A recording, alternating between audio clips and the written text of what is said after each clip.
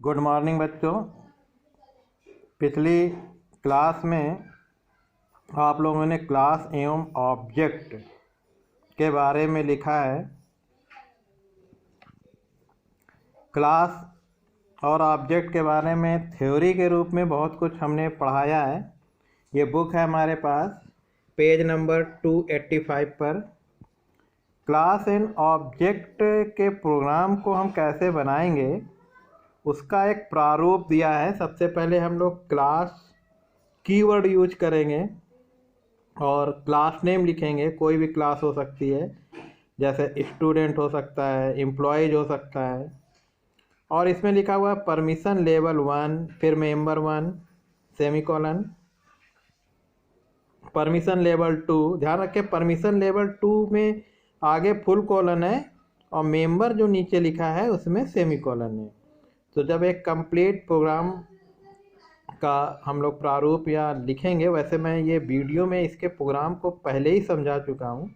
आप पिछली वीडियो देखिएगा जिसमें क्लास और ऑब्जेक्ट के प्रोग्राम बताए जा चुके हैं आपको। अब उसका एक थ्योरी लिखनी है, यानी थ्योरी पार्ट कॉपी में फेयर में लिखनी है और उसके एक एक चीज़ को समझना है कि हम लोग क्लास एंड ऑब्जेक्ट के जब प्रोग्राम बनाते हैं तो उसमें क्या क्या चीज़ें होती हैं। तो परमिशन लेवल 1, फिर मेंबर 1, परमिशन लेवल 2, मेंबर 2, फिर देखिए क्लास कर ली और ऑब्जेक्ट नेम, फिर सेमीकोलन है। यानी यहाँ ऑब्जेक्ट घोषित किया गया, ऑब्जेक्ट डिक्लेयर किया गया है। ऑब्जेक्ट डिक्लेयर करने के दो मेथड हैं, आज वाले पेज में मैंने भेजा भी है। एक तो जब क्लास बना रहे हैं, जैसा कि इस प्रारूप में दिया हुआ है, उसी वक्त जब हम कर्ली ब्रेसेस बंद करते हैं तो ऑब्जेक्ट नेम लिख के सेमीकोलन लगा देते हैं। और एक क्लास बनाने के बाद हम ऑब्जेक्ट को घोषित कर सकते हैं, क्लास नेम और फिर ऑब्जेक्ट नेम। तो वो दूसरा मेथड है जो मैंने आज पेज भेजे उसमें है, और उस दोनों मेथड में दूसरा मेथड ज़्यादा प्रयोग होता है। इसके बाद दिया हुआ कि क्लास नेम क्या होता है। तो यहाँ लिखा हुआ है यह क्लास को दिया गया नाम है। क्लास का कोई भी C++ भाषा में मान्य आइडेंटिफायर है। यानी क्लास का नाम जो है कोई भी आइडेंटिफायर हो सकता है। उसी प्रकार जैसे variable, function name, array name आदि होते हैं, उसी प्रकार क्लास का नाम ले सकते हैं। ऑब्जेक्ट नेम भी आप कोई भी ले सकते हैं और ये क्लास प्रकार का ऑब्जेक्ट घोषित किया जाएगा। प्रोग्राम में अगर आप ध्यान से देखें तो प्रोग्राम में आखिरी में वाइड मेन फंक्शन के अंदर क्लास नेम के साथ ऑब्जेक्ट घोषित किया जाता है। जैसे कि जो वीडियो मैंने भेजी थी, सम नंबर क्लास था और S1 S2 ये उसके ऑब्जेक्ट थे। ठीक है, अब नेक्स्ट पेज में हम लोग जाते हैं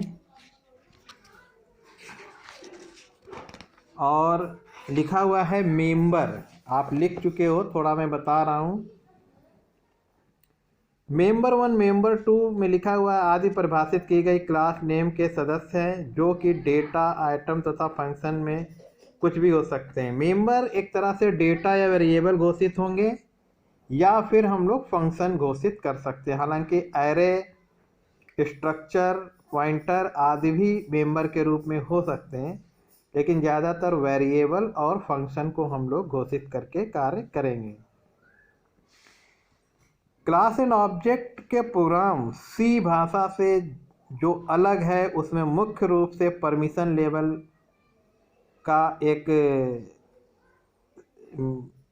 नई चीज़ है जो C भाषा में नहीं है, यानी डाटा को पूर्ण रूप से सुरक्षा दी गई है। 3 कीवर्ड होते हैं, प्राइवेट, पब्लिक और प्रोटेक्टेड। यानी हम डाटा और फंक्शन को अलग अलग परमिशन लेवल एक्सेस करने का अधिकार दे सकते हैं।